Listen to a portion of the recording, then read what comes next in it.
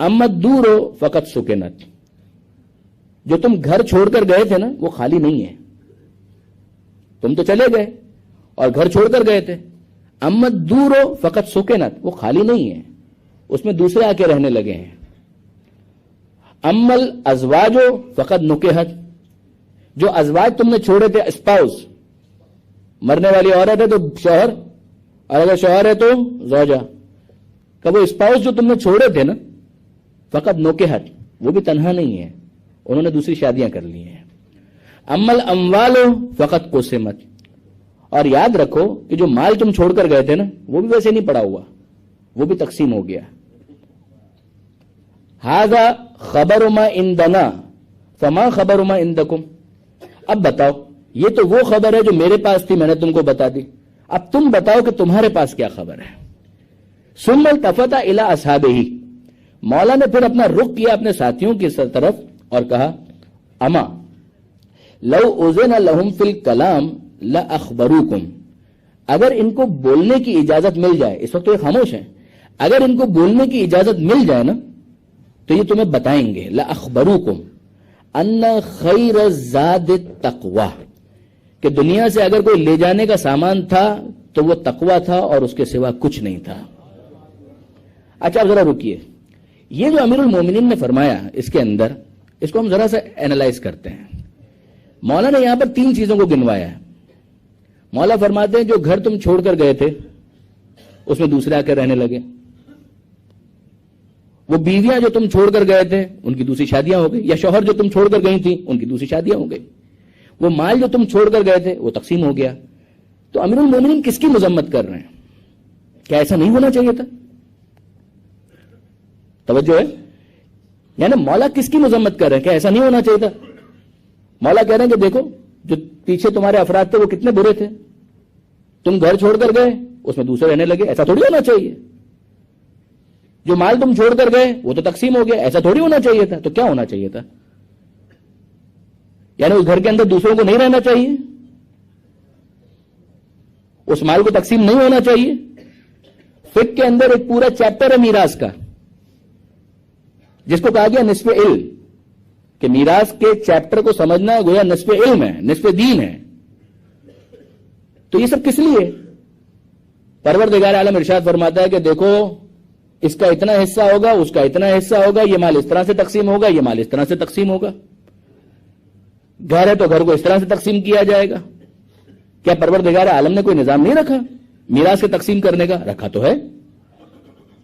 کیا گھر کو ویسے ہی پڑا رہنا چاہیے؟ کہا نہیں، ایسا نہیں ہونا چاہیے.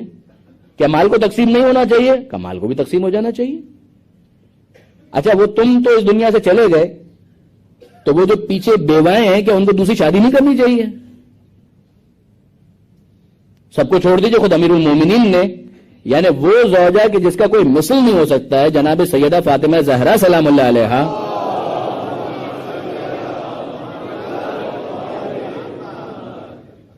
جناب سیدہ کی وصیتوں میں سے کہ ابو الحسن میری وصیت یہ ہے کہ میرے اس دنیا سے جانے کے بعد آپ دوسری شادی کیجئے گا، اور امیر المومنین نے شادی کی. تو کیا اسلام اس کو ناپسند کرتا ہے؟ اور اگر ناپسند نہیں کرتا ہے کہ ہاں بھائی مکان بھی تقسیم ہو جانا چاہیے، دوسرے آ کے رہنے لگیں گے، مال کو بھی تقسیم ہو جانا چاہیے اکارڈنگلی جس طرح سے شریعت نے بتایا ہے، اور جو اسپاؤس ہے اس کو دوسری شادی بھی کرنی چاہیے، تو پھر سوال یہ پیدا ہوتا ہے کہ یہاں پر مذمت کس چیز کی ہو رہی ہے؟ مولا نہ مال کے تقسیم ہونے کی مذمت کر رہے ہیں، نہ گھر میں دوسروں کے آ کے بس جانے کی مذمت کر رہے ہیں، نہ اسپاؤس کی دوسری شادی کی مذمت کر رہے ہیں. مولا کس چیز کی مذمت کر رہے ہیں؟ مولا سمجھانا صرف اتنا چاہتے ہیں کہ اے دنیا سے جانے والے، تو نے گھر کو اگر اپنا ہدف بنایا تھا تو تو غلط تھا، تو چلا گیا گھر رہ گیا. اگر تو نے مال کو اپنا ہدف بنایا تھا، ٹارگٹ بنایا تھا، یو آر رانگ، تو چلا گیا مال رہ گیا. اگر تو نے اپنی زوجہ کو یا اپنے زوج کو اپنا ٹارگٹ اور ہدف بنایا تھا، یو آر رانگ، تو چلا گیا اسپاؤس رہ گیا. ان میں سے کوئی بھی تیرے ساتھ نہیں جا سکے گا، نہ تیرا مال، نہ تیرا گھر، نہ اسپاؤس، یہ کوئی تیرے ساتھ نہیں جا سکے گا. جا کون سکے گا؟ اما لو اوزن لہم فی الکلام لاخبروکم ان خیر الزاد التقوی، اگر انہیں بولنے کی اجازت مل جائے تو یہ بتائیں گے کہ اگر دنیا سے کوئی لے جانے کی چیز تھی تو وہ دولت تقوی تھی۔ کیا مطلب؟ گھر بنانے پر اسلام کو اعتراض نہیں ہے، گھر کو ہدف بنانے پر اسلام کو اعتراض ہے۔ مال کمانے پر اسلام کو اعتراض نہیں ہے، مال کو ہدف بنانے پر اسلام کو اعتراض ہے۔ شادی کرنے پر اسلام کو اعتراض نہیں ہے، اسلام انکریج کرتا ہے، مگر شادی کو اپنا ہدف بنانا اس کی اسلام مذمت کرتا ہے، اس پر اعتراض ہے۔ تو ان سب کو پھر کس لیے یوز کیا جائے؟ کہ گھر بناؤ مگر تقوی کے حصول کے لیے، مال کماؤ مگر تقوی کے حصول کے لیے، شادی بھی کرو مگر تقوی کے حصول کے لیے۔ یعنی عجیب نہیں ہے؟ کل میں نے آپ کی خدمت میں وہ حدیث پیش کی کہ امام نے یہ فرمایا کہ دیکھو اپنے گھروں کو یہودیوں کی طرح قبرستان مت بناؤ، ایسا نہ ہو کہ تمہارے گھر میں کوئی نیکی کا کام نہ ہو، ایسا نہ ہو کہ کوئی عبادت تم گھر میں نہ کرو۔ اگر گھر کو یہودیوں کی طرح قبرستان بناؤ گے تو اس کا مطلب یہ ہے کہ تم نے اپنے گھر کو اپنا ہدف بنا لیا۔ گھر کس چیز کا نام ہے؟ کہ یہاں پر اللہ کی انٹری بین ہے، دروازے کے اوپر بڑا بڑا لکھا ہوا ہے کہ یہ میرا گھر ہے، اس میں اللہ کا داخلہ ممنوع ہے۔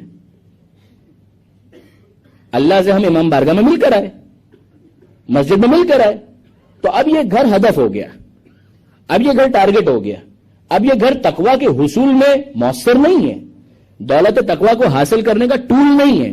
جب ایسا نہیں ہے تو یاد رکھو کہ یہ گھر رہ جائے گا، تم چلے جاؤ گے، لیکن اگر اسی گھر کے ذریعے سے تم نے تقوی کی دولت حاصل کی تو تم جہاں جاؤ گے تمہارے تقوی کی دولت تمہارے ساتھ جائے گی۔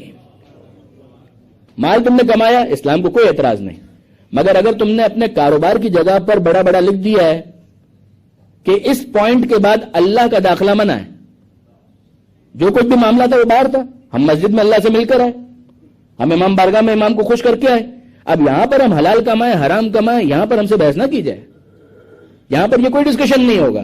اگر نہیں ہوگا تو بہت اچھی بات ہے، یاد رکھو تم چلے جاؤ گے مال رہ جائے گا، لیکن اگر اسی مال کے ذریعے سے تم نے تقوی کی دولت حاصل کی تو پھر جہاں تم جاؤ گے تمہارے ساتھ ساتھ تمہارا تقوی بھی تمہیں کمپنی فراہم کرے گا۔ سورہ مبارکہ نور 24واں سورہ ہے۔ کیا ہمارے سامنے یہ آیت نہیں ہے؟ پروردگار عالم کن کی تعریف کرتا ہے؟ کیا ان کی تعریف کرتا ہے کہ جو کماتے ہی نہیں ہیں؟ کیا خدا ان کی تعریف کرتا ہے کہ جو دوسروں پر بوجھ بن جاتے ہیں، جو کشکول لے کر فقیری کا طریقہ اختیار کرتے ہیں، جو بھیک مانگنے کا طریقہ اختیار کرتے ہیں؟ کیا اسلام ان کی بات کرتا ہے، ان کو اپریشیٹ کرتا ہے؟ قطعاً نہیں۔ اسلام مومن کو ہمیشہ دینے والا دیکھنا چاہتا ہے، اسلام مومن کو عطا کرنے والا دیکھنا چاہتا ہے، اسلام مومن کو ایسا دیکھنا چاہتا ہے کہ جس کے پاس مال ہو حلال ذریعے سے، اور پھر حلال مال کو حلال جگہ خرچ کرنے کا اس میں حوصلہ بھی ہو، اور پھر کہ رجال لا تلہیہم تجارت ولا بیع عن ذکر اللہ، کہ خدا تو ان کی تعریف کرتا ہے کہ جن کی خرید و فروخت اور جن کا بزنس انہیں یاد خدا سے غافل نہ کر دے۔ وہ یاد خدا سے غافل نہیں ہوتے۔ رجال لا تلہیہم تجارت، تجارت کرتے ہیں، ولا بیع، خرید و فروخت کرتے ہیں، مال لیا مال دیا، پرچیز کیا سیل کیا، کاروبار کیا منافع کمایا، لیکن یہ کاروبار، یہ پرچیز، یہ بزنس انہیں اللہ کی یاد سے غافل نہیں کرتا۔ لا تلہیہم تجارت ولا بیع عن ذکر اللہ، وہ یاد خدا سے غافل نہیں ہوتے۔ ان کے کاروبار کے دروازے پر کبھی یہ نہیں لکھا ہوتا کہ نو انٹری آف اللہ بیونڈ دس پوائنٹ، وہ نہیں لکھا ہوگا۔ اگر ایسا ہے تو پھر یاد رکھو امیر المومنین فرما رہے کہ تمہارا مال یہیں پر رہ جائے گا، تم چلے جاؤ گے، لیکن اگر اسی مال کو تم نے تقوی کے حصول کے لیے ایز این انسٹرومنٹ استعمال کیا تو کیا کہنا، جہاں تم جاؤ گے تمہاری تقوی کی دولت بھی تمہارے ساتھ ساتھ جائے گی۔ اور وہ جو تیسرا کیس ہے ازدواج والا، زوجہ والا، ایک شخص وہ ہے جو صرف دنیا داری کے کیس میں، صرف دنیا داری کی خاطر کہ کسی طریقے سے اپنی جنسی خواہشات کو پورا کرنا ہے، بس اس کے لیے وہ شادی کر رہا ہے۔ اسلام اس کی مذمت کرتا ہے۔ اسلام کہتا ہے یہ ٹارگٹ اچھا نہیں ہے، کام حلال ہے مگر ٹارگٹ اچھا نہیں ہے، یہ آبجیکٹو اچھا نہیں ہے، تو پھر کیا ہونا چاہیے؟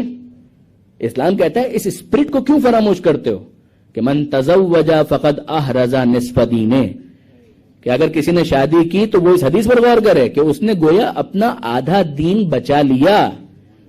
فَلْيَتَّقِ اللَّهَ فِي النِّصْفِ الْآخِرِ. اب وہ اللہ کا تقوی اختیار کرے آدھے دین کو بچانے کے لیے. آدھا تو بچ گیا, مزید آدھے کو بچانے کے لیے وہ اللہ کا تقوی اختیار کرے. اور کیا آپ فراموش کر سکتے ہیں پیغمبر اکرم کا وہ سوال جو امیر المومنین سے انہوں نے کیا تھا خاتون جنت سے شادی کے بعد؟ کیا سوال ہے اور کیا جواب ہے؟ کیا سوال ہے اور کیا جواب ہے؟ پیغمبر اکرم پوچھتے ہیں یا علی کیف وجدت فاطمہ, اے علی آپ نے فاطمہ کو کیسا پایا؟ کوئی عام فادر ان لا اپنے سن ان لا سے شاید یہ سوال بھی نہ کر پائے, مگر جہاں سسر طہارت کی اس منزل پر ہو کہ وہ سید المرسلین ہو, اور داماد اس منزل پر ہو کہ وہاں امام المتقین کا تاج اس کے سر پر رکھا ہوا ہو, اور بیٹی وہ ہے جو طہارت کی وارث بھی ہو, عصمت کی امین بھی ہو, اس کے بارے میں جب یہ سوال کیا گیا کہ یا علی کیف وجدت فاطمہ, اے علی آپ نے فاطمہ کو کیسا پایا, تو مولا کیا جواب دیتے ہیں کہ نعم العون للعبادہ, میں نے فاطمہ کو عبادت کے لیے بہترین مددگار پایا. اگر واقعا ایسی زوجہ ہے تو اس فیملی لائف کے نتیجے میں بھی انسان تقوی کی دولت سمیٹے گا, اس کے نتیجے میں بھی اسے تقوی حاصل ہوگا, اور پھر اس کے بعد وہ کیفیت نہیں ہوگی کہ اس کی مذمت کی جائے کہ دیکھو تم چلے گئے, یہ رشتہ تو یہیں پہ رہ گیا, تم نے اس رشتے کے ذریعے سے بھی تقوی کی دولت کو حاصل کیا.